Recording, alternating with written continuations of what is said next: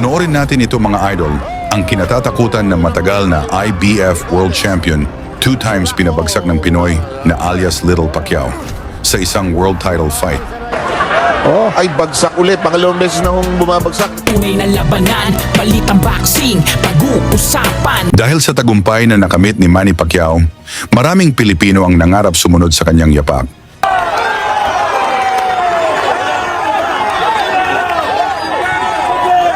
At isa sa mga iyon ang tinaguriang Little Pacquiao mula Look, Romblon, si Florante Condes. Tahimik, simple, pero sa loob ng ring, isang tunay na knockout artist. 21 panalo. 20 rito ay knockout. At kalaunan, naging IBF minimum weight world champion. Pero bago siya naging world champion, dumaan muna siya sa pinakamabigat na pagsubok. Unang laban sa ibang bansa, isang world championship agad na naganap sa mismong balwarte ng kalaban. Sa kabilang sulok, ang matagal ng hari ng dibisyon, ang IBF minimum weight world champion na si Muhammad Rahman. Dala ang 65 wins at 35 dito ang knockouts. 4 na taon ng kampyon, tinaguri ang Predator dahil sa kanyang bangis sa ibabaw ng ting. Kaya sa laban na ito, lumabas na sobrang dehado ang ating Pinoy. Bago yan, pa-like at subscribe na lang kasama ang bell. Malaking tulong yan sa aming mga content creator. Round 1, agad umatake si Condes. Hindi siya nagpa-apekto sa ingay ng crowd. Diretso agad sa trabaho. Samantala, si Florante Condes ay bata panalo, 4 na talo, 1 tabla. Doon po sa kanilang 19 na panalo, 18 kain at walang kalakuhan. Walang kalakuhan. Although dito naman sa Indonesia, Round 2, palitan ng malalakas na suntok. Parehong ayaw magbigay. kikitain niya. Totoo, dahil sabi nga ni Aldo, dahil nag-iingat kami doon, ang ginawa namin, yung sa hotel namin, kami mismo lang. Kikitain niya. Totoo, dahil sabi nga ni Aldo, sa hotel namin, kami mismo nagluluto ng pagkain namin, para makasiguro kami na si Condes ang kinakain ay tamang pagkain at walang kalokohan. Walang kalokohan. Pero now, sa laban sa nila ng Bailey Sorolla, lumabang po ng tight daw agad. Yun mo yung kaliwa ni Condes. Si Rocco. Nakalog mo eh. Naalog? Oo. Pero mukhang Yun, ha? Pero mukhang Round 3, dumating ang unang malaking sandali. Ang kanyang labis ito, marami-rami na rin eh, no? na 10 rounds. 8 at saka 10, marami na. Sino? Si... Condes. Oo. Halos Mandro, 29 ang knockout niya. Hindi. nag-uumpisa pa. 10 rounds naglaban sa nila ni Bailey Sorolla. Oo. Inakailang. Yung matapang yung lakman, kumaparit kahit gano'n sa lakman. Tsaka alam mo mo eh, siya pa rin yung hawak ng tamboy. Naglalaro ka sa incredible compliment. Hindi na tutumbag niya. Kita mo siguro ng mga tao dahil kumaparit yung lakman, tinamabuli sa katabi na kawa. Rahman, batin nito ha, veteran nito. 71 fight, 61. Hindi masama ha, 61 ang panalo niya sa 71. 5 talo, 5 draw, 29 ang knockout niya. Hindi masamang record dito. May Sorolla, lumabang po ng title fight dito po kay Rahman. Daw agad. oh! Yun na mo yung kaliwa. Isang solidong kaliwa, tumama. Bagsak ang champion, pero bumangon si Rahman at ipinakita kung bakit siya ang hari ng dibisyon. Tumama po kay...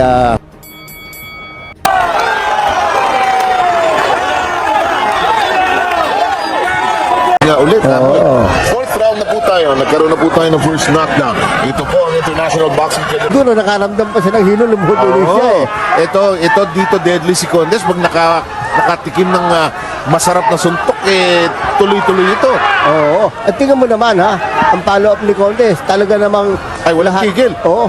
Tapos yung mga Rahman. Matapang. Despite ang sa knockdown kanina, pinapalit po. Pero kailangan po natin tumba na tayo manano. In the meantime, Condes a bit wild at this point as he's trying to set up his sprint. Rahman is trying to look for Nasa ulo pa natin, sa mga ni Condes, sa saktan po yung Rahman, matapang na din talaga. At ayon sa kay Condes nung makausap ko, sabi niya, nung ma-knockdown daw niya si Rahman, medyo nasaktan yung kanyang kamay. Dahil wala nga, kapanood naman natin na ilang beses yan. Talagang paglaban ni Condes, kaya... sila yung buwelo, momentum mo bagay. Oo, pareho sila nakakalon. Randy Condes continue. Slow mo natin, tingnan po. Namaan po ng kaliwa doon si Rahman Condes. Sa Sa gitna ng laban, lalo pang uminit ang aksyon. Palitan ng suntok, subukan ng tibay, walang umatras. Bird Resort Corporation ay hindi natin mapapanood ito. Totoo po. At kaya kami nagpapasalamat po sa mga tumutulong dahil nga po itong si Conde nakapila sa premyo. Baka pagkakasin doon. Well, ang isipin po si Conde sa katawan niya sinusuntok talaga yung champion, yung si Rockman. Yung Rockman maganda mag-depensa. Ay, masdan mo. Boy, 71 fights. Hindi ka magtatagal sa business na ito kung hindi ka bagay-bagay maupahan. Right, That's the better for them. Right. Kasi Ito po. exposed sila sa danger. Oy, up. May ginagaya ang lolo mo. Oo. Pero exciting siya, ha? Exciting. Ay, iba nababan yung Condes. Napanood naman natin na ilang beses yan. Talagang paglaban ni Condes. Yan. Sira yung buwelo, momentum mo bagay. Oo. Pareho silang nakaganon. Florante Condes continue. Ito po yung slow mo natin. Tingnan po. Namaan po ng kaliwa doon si Rockman ni Condes. Dahil World Championship po ito. Well, ang isipo po si Condes. Sa katawan niya Referee sinusukat yan eh. May kanya-kanyang distances yan eh. Very subjective yan. pero dapat ang tama naman hindi mo. May mga pag-protector pa. Basta mo pag-protector ni Rockman Mataaso.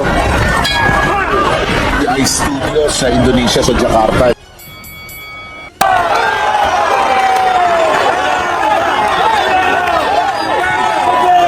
Tingin ko yung 4th and 5th round, ang resibo po ay si Condes. Kaya tingin ko po, comfortably nakakalamang siya ng 3 to 4 points. Pero wala sa unang place na suntok. Hindi tingin ko, Gigil at this point. bukas sa taas, kinakatawan muna niya. Pag nakita niya nakabukas sa taas, sa kanya sinusuntok sa mukha. So ang atake ng Condes agree. yan, ibaba, itaas ha. So far, no low blow. So it favors Condes, ha? At usually may referee sinusukat yan eh. Oo, oo. May kanya-kanyang distances yan eh. Oo. Very So sa katawan ha, yung Rockman sa katawan ni Condes sa sumusuntok. Baka may nahalata itong corner ni Rockman. Patake na po si Rockman ha. Rockman trying to pour in. Ayun oh. Yung pagkikit ano. Ganun pala talaga sumuntok sila no. Oo, hindi nakataon. Nagko-conserve din siya ng energy. Oo. Slow mo natin, may human interest. Sa atin yung baksak na yun ni Rockman. Hindi makikita lahat yan. Bagay, ang bumaksak po yan kanina. Kaya naisip na konti ang nakita natin. In the meantime, you're watching the 7th round of the other Filipino champion is making waves. Both fighters going toe-to-toe at this juncture with 50 seconds remaining in round number 6. Kasi si Rockman naghahabol eh. Dahil Yes, alam niya, good point. ibibagsak siya yung last 2 rounds sa kay Condes. Kaya ngayon si Rockman, Paano hindi bihirang-bihira ang headback doon, ano? totoo. Ito po, umatake na po si Rockman, oh. Rockman trying to bore in. Ayun, oh. Yung papitik-pitik, ano? Ganun pala talaga sumuntok sila, no? Hindi nakatuloy. Nagko-conserve din siya ng energy. Oo, pero kita mo na. Ay, Sam Sarmiento with Moilanes here. We hope. Uy, Hindi yan si Condes, oh. Marami suntok siya. Hindi yung tumatama dahil gusto niya mapagsak niya ulit ang kalaban niya eh. Kaya nagigigil, oh. Rockman on the other hand strikes me as somebody very patient, ha? Alam mo, tingin ko nag-amateur fighter ito dati. Alam ko, nag-represent sa Indonesia sa SEA Games ito, at least. Asian Game. Parang interesado. Yun po, ang mini-studios coach. Kaya po natuloy na ang inibigote. Yung laban na yan, siya po ang sumagot sa premyo. Round 8, bumawi ang champion. Pero matatag si Condes, hindi na tinag. Bin Sakat, kawawa naman yung announcer kung babasahin mo yung pangalan na nga. Against Florante Condes of the Philippines. Si Aljofaro po ng, ano ba siya, Binangonan? Bigote, yung laban na yan, siya po ang sumagot sa premyo. Pagkatuluyan ito. Natuluyan dahil sumali na nga po ang Indonesian government. Dahil may isli pa po ng title si Rockman kung hindi matutuloyan naman. Defending champion Mohamed Rockman of Martinez dos Santos Stable Militar, Indonesia. Parang mahilig sa sports sa mga Indonesian, lalo na sa sepak takraw at saka sa badminton. Yan ang kanila. At saka mahilig sa martial arts yan. Karate. again. Kaya naman pati naman sa boxing, tungkol Indonesia, may world champion sila ngayon. Si Chris John. At nakita ko po na talagang fighter. Maraming fighter. Sabi niyo si Aldo, tingin ko malalaban ko na maganda daw. Kailangan, tamaan nyo na maganda ito dahil may chibay din. I agree. At saka alam mo, yung misconception, manipis, payat, okay? Na walang power. 37, ano ba ganyan? 71 fights na, no? Marami na pinagdaanan nito. Oo. Saka usually mo, di ba? Yung mga payat, yun yung mga main power. And kuminsan dulo ng suntok lang, meron na Talaga. Yung contest, sa ngayon, kaya pagka malayo ang ganyan, malapitan, hindi agad siya pagpa... Pero kung minsan masakit sa shoulder area yan, pag yung overextended yan, masakit yan. Totoo. Parang hindi niya nararamdaman ngayon, pero mamaya, masakit yan. Nalaban yung kanyang mga natin. Dahil nga doon sa nangyari, hindi namin yan nakasanayan niyang way. Ang lisibo. Hindi natin sinaman. Hindi naman. Si Condes. Hanggang round 10,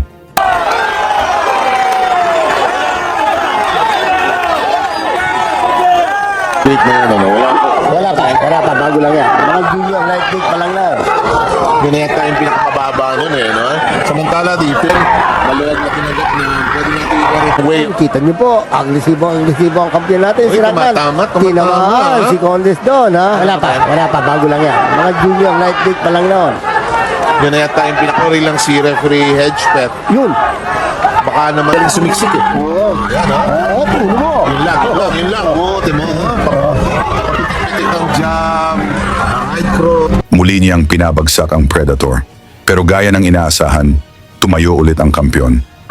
Ay, bagsak ulit. Pangalawang beses na target naman. Abilis. Kita pala roon. Oo. Ay, bagsak ulit. Pangalawang beses na pinilangan. Second knockdown. Tinamaan po na sa right hook eh. Mabilis po ang nangyari. Na bumagsak mo si Ay, lusob na si Condes. Oo.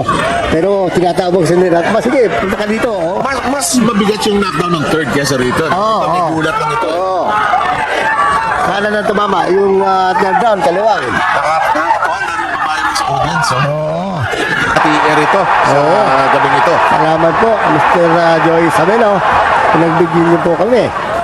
Nasa sap yung energy mo Parang galing sa loob.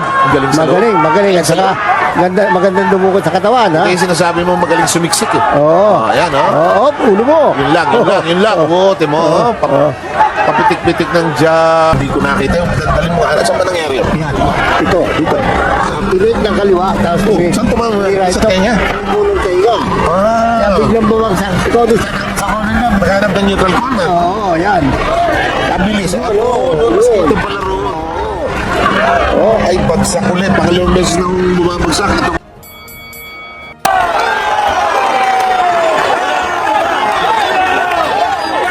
Anong baksak ng third down?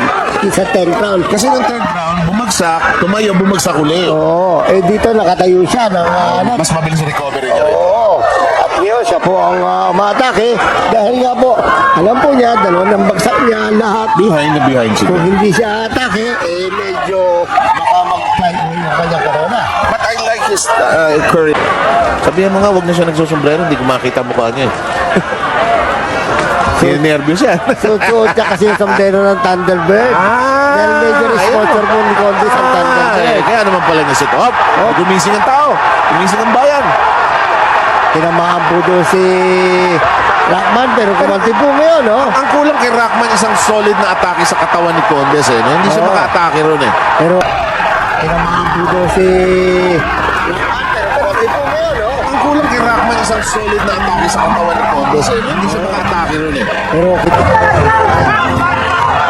Oh boy, ito yung piece of action from round 11. yun, tinamaan po na isang kaliwa.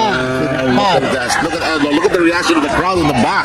That was really, look at that woman in the back. At pagdating ng final round, lahat ibinigay ng dalawang mandirigma. Walang iwasan, walang atrasan. I think he has won this, but maybe binigyan ng aggressiveness points ito si Rockman. Totoo. Tingin ko, close ang laban dahil nga po sa aggressiveness ng Thailander at saka yung maraming mga short punches sa katawan ng Condes. At saka marami po mga ang tumatama. Dahil nga po sa medyo nagigigil, yan po ang problema kapag sumisigaw na po si minister namin. At Cheerleader. para maging mag-cheer Magising, para... oo. Ang ating kababayan, nasa peligro. Oo, mawawala ang karoon natin. O, kaya nga po, ganyan po ang mahal ng Indonesia, ng gobyerno nila, ha, dahil ng Minister of Sports po na tamang mandates. Nakalabang po doon sila manda, hanggang hindi naman sa harap na pagkakasunod. That's right. Sisigaw po si Aldo Carudo sa comment. Tagay ng tamang bandage. Nakalamang po doon si Rock Banda. Dahil nga po, hindi naman siya napakalakas sa mundo. That's what will happen, yeah. Sisigaw po si Aldo Carudo sa corner. Either to just coast along, Chris the ball, as they say. At tingin ko, itong last round na ito, nakuha po ng Indonesia. Ni Rockman, oo. Halos walang tinapon yung Condes, eh. Oo, masyado ang kanyang pakaka-praise the ball. In the great freeze. Halos hindi siya sundo. Nasa akin yan. Huwag na rin dapat gawin yan dahil mabuti po kung fair ang mga judges. Yes, and if you do that in Las Vegas, Vegas judges don't like that. Yes. Ayaw nila yun. Yes. Gusto nila to the finish, eh. Talaga. Hanggang sa tumunog ang huling bell, tahimik ang sandali, hawak ang hininga ng buong arena. At nang i-anunsyo ang resulta, split decision. Panalo, si Florante, Little Pacquiao, Condes. At naging IBF World Champion. Isang makasaysayang tagumpay sa lupa mismo ng kalaban. Ano ang masasabi mo sa laban na ito? Ikomento mo sa ibaba at banggitin kung saan ka nanonood para makita kung hanggang saan na umabot ang kwento ng isang mandirigmang Pilipino. Lagi niyong sundan, huwag magpapahuli. Pag-usapan ni bakbakan, balita niya at laban. Mga Pinoy na di nagpapagapi. Salamat sa mga suporta na lagi nandyan.